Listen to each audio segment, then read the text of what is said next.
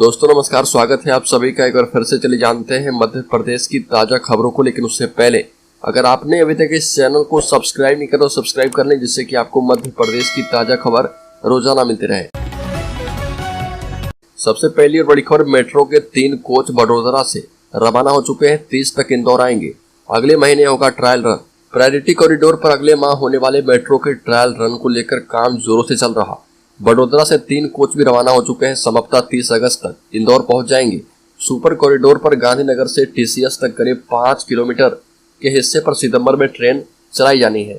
इसके लिए स्टेशन निर्माण, बिजली सहित अन्य कामों को गति दे दी गई है। श्रमिकों की संख्या भी बढ़ाई गई है।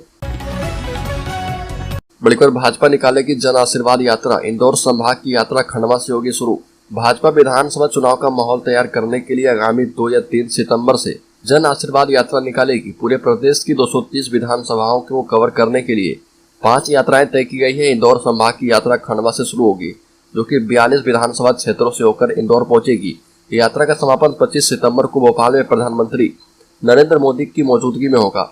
यात्रा की शुरुआत किसी बड़े धार्मिक स्थल से होगा। इन यात्राओं में लोक संवाद के लिए केंद्रीय, राज्य एवं संगठन के वक्ता और नेतृत्वकर्ता सम्मिलित रहेंगे। बड़ी खबर, प्याज पर 40% निर्यात शुल्क के विरोध में उतरे किसान। प्याज की कीमतें नियंत्रण में रखने के लिए केंद्र सरकार ने इसके निर्यात पर 40% ड्यूटी लगा दी है। इस फैसले के खिलाफ मध्य प्रदेश में भी विरोध प्रदर्शन हो रहा। इंदौर में भारतीय किसान संघ ने कलेक्टर ऑफिस का घेराव किया। किसानों ने प्रधानमंत्री के नाम कलेक्टर कार्यालय में ज्ञापन सौंपा। रतलाम में किसानों ने मंडी में नीलामी बंद रखी। मंडी का गेट भी बंद कर दिया गया। उनकी मांग है कि निर्यात शुल्क का निर्णय वापस लिया जाए। ऐसा नहीं होने पर आंदोलन की चेतावनी दी गई है। मालवा प्रांत के 15 जिलों में ज्ञापन दिए गए हैं।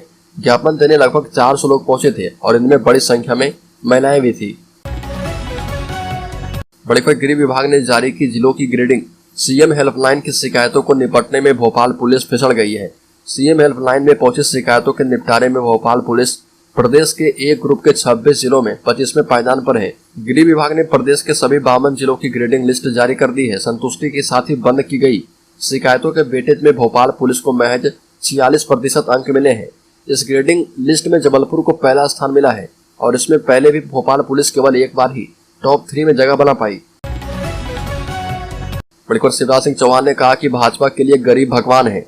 उन्हें कांटे और पत्थर चुभे तो पीड़ा भाजपा को हुई, इसलिए चरण पादुका योजना बनाई है। शिवपुरी जिले के पोहरी विधानसभा में मुख्यमंत्री शिवराज सिंह चौहान ने तेंदुपत्ता संग्राहकों को मुख्यमंत्री चरण पादुका योजना के तहत हितलाभ का वितरण करते हुए चप्पल, पानी की बोतल, महिलाओं को साड़ी का वितरण किया। आम सभा को संबोधित करते हुए सीएम शिवराज सिंह चौहान ने कहा कि भगवान ने यह धरती सबके लिए बनाई है। इस धरती पर भारतीय जनता पार्टी के लिए गरीब भगवान है। तेंदुपत्ता संग्राहकों को जंगल में जाना पड़ता है। उन्हें कांटे चुभते हैं, पत्थर चुभते हैं। इसकी पीड़ा भारतीय जनता पार्टी को होती है। इसी के चलते भारतीय जनता पार्टी की सरकार मुख्यमंत्री चरण पादुका योजना बनाई है। नर्सिंग कॉलेजों के लिए 305 नए पदों के प्रस्ताव पर चर्चा के दौरान कैबिनेट में नर्सिंग कॉलेजों की गड़बड़ी का मामला भी उठा। चिकित्सा शिक्षा मंत्री विश्वास सारंग ने भोपाल, जबलपुर, ग्वालियर, रीवा और सागर में चल रहे नर्सिंग कॉलेजों के लिए टीचर और अन्य कैडर के 305 नए पद मांगे हैं। इस पर खेल एवं युवा कल्याण मंत्री यशोधरा राजे सिंधिया ने कहा कि पहले नर्सिंग कॉलेजों की गड़बड़ी तो ठीक कर लो। यशोधरा राजे का कहना था कि एमएसएमई मंत्री ओम प्रकाश सकलेचा ने भी कहा कि गड़बड़ी ज्यादा है, गंभीर मसला है, इसे देखना चाहिए। कई जगहों से जानकारी आ रही है। सकलेचा का इतना कहना था कि मुख्यमंत्री शिवराज सिंह चौहान ने उन्हें न केवल टोका बल्कि रोकते हुए कहा कि आप अलग से विश्वास सारंग से बात कर सकते हैं। बड़ी खबर, भाजपा का सबसे बड़ा कार्यकर्ता महाकुंभ भोपाल में। प्रदेश भर से 10 लाख कार्यकर्ताओं को जुटाने की तैयारी। प्रधानमंत्री मोदी करेंगे संबोधित। अगले माह निकलने वाली भाजपा की जन आशीर्वाद यात्राओं के समापन पर भाजपा 25 सितंबर को भोपाल में अब तक का सबसे बड़ा कार्यकर्ता महाकुंभ करने जा रही है और इसमें प्रदेश भर से 10 लाख कार्यकर्ताओं को जुटाने की तैयारी है। भाजपा सूत्रों के मुताबिक इस महाकुंभ को प्रधानमंत्री मोदी संबोधित करेंगे। 2 सितंबर से शुरू होने वाले 5 जन आशीर्वाद यात्राएं प्रदेश की सभी विधानसभा सीटों पर भ्रमण करने के बाद 21 से 24 सितंबर के बीच भोपाल पहुंच जाएगी। भाजपा प्रदेश अध्यक्ष विष्णुदत्त शर्मा के मुताबिक यात्राओं के दौरान हर दिन प्रदेश में 5 बड़ी सभाएं, 5 छोटी सभाएं और 10 से अधिक नुक्कड़ सभाएं होगी। बड़ी खबर, कांग्रेस के राष्ट्रीय अध्यक्ष मल्लिकार्जुन खड़गे ने कहा कि एमपी में सरकार बनी तो कराएंगे जातीय जनगणना। साथ ही कहा कि यह नाजायज सरकार है, हमारे विधायक चुराए हैं। मोदी जी को रविदास सिर्फ चुनाव में याद आते हैं। कांग्रेस के राष्ट्रीय अध्यक्ष मल्लिकार्जुन खड़गे ने सागर में कहा कि मध्य प्रदेश में हमारी सरकार बनती है तो हम यहाँ जातीय जनगणना करवाएंगे। इससे मालूम चलेगा कि राज्य में किस तबके के कितने लोग गरीब और पिछड़े हैं। यह भी सामने आएगा कि यहाँ कितने भूमिहीन लोग हैं। भाजपा ने हमारे विधायक के चुराकर सरकार बनाई है और ये नाजायज सरकार है। मोदी जी को रविदास जी का मंदिर बनाने की याद अब इसलिए आई क्योंकि चुनाव आ रहे हैं। वोट लेने के लिए क्या करना है वो काम मोदी जी हमेशा करते हैं। बड़ी खबर, बुंदेलखंड के 22% एससी वोटर को साधने के लिए भाजपा के बाद अब कांग्रेस ने भी दांव खेला है। प्रधानमंत्री मोदी ने सागर में 102 करोड़ की लागत से संत रविदास स्मारक का भूमि पूजन कर इस वोट बैंक को अपने पाले में लाने की कोशिश की थी।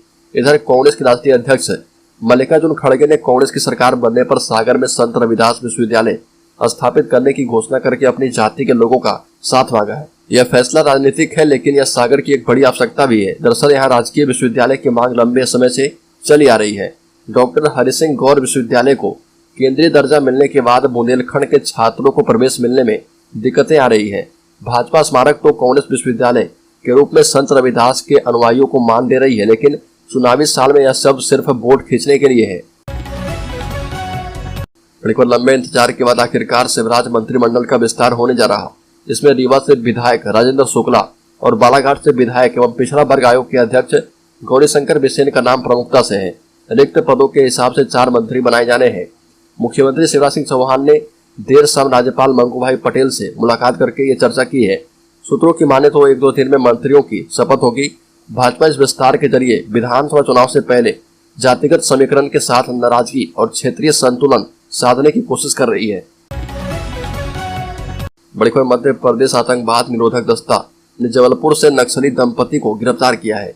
नक्सली अशोक रेड्डी उर्फ बलदेव पर मध्य प्रदेश समेत तेलंगाना, छत्तीसगढ़ और महाराष्ट्र में संयुक्त रूप से 82 लाख रुपए का इनाम घोषित है।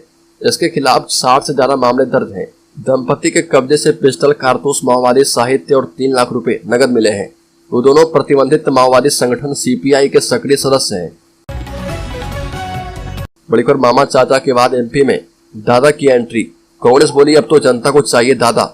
मध्य प्रदेश में आगामी चुनाव को लेकर चल रही राजनीतिक लड़ाई अब मामा और चाचा तक आ गई है। मामा के नाम से लोकप्रिय शिवराज सिंह चौहान के सामने अरविंद केजरीवाल ने स्वयं को चाचा बोलकर मध्य प्रदेश में चुनावी ताल ठोक दी है। वहीं कांग्रेस बोल रही कि मामा और चाचा से नहीं बल्कि मध्य प्रदेश रूपी परिवार को संभालने के लिए दादा लाना पड़ेगा।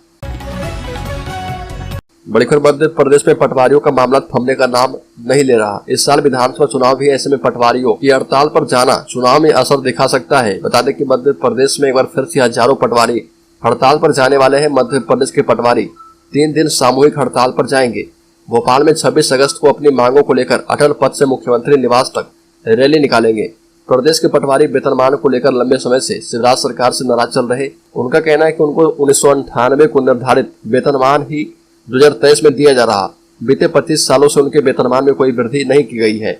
अपनी मांगों को लेकर 19,000 से अधिक पटवारी 23 सितंबर से 26 सितंबर तक हड़ताल करेंगे। बड़ी खबर, छात्र नेता रवि परमार अब नर्सिंग छात्र छात्राओं की परीक्षा की मांग को लेकर हाईकोर्ट जाएंगे। अधिवक्ता वरुण तनखा से उनके वकील होंगे और हाईकोर्ट में ये केस निःशुल्क लड़ेंगे। छात्र नेता रवि परमार अब नर्सिंग छात्र छात्राओं की परीक्षा की मांग को लेकर सख्त हो गए हैं। नर्सिंग छात्र छात्राओं की परीक्षाएं 3 साल से नहीं हुई और लगातार इसकी मांग कर रहे नर्सिंग परीक्षा और अन्य मांगों को लेकर एनएसयूआई नेता रवि परमार ने अधिवक्ता वरुण तनखा से मुलाकात की है।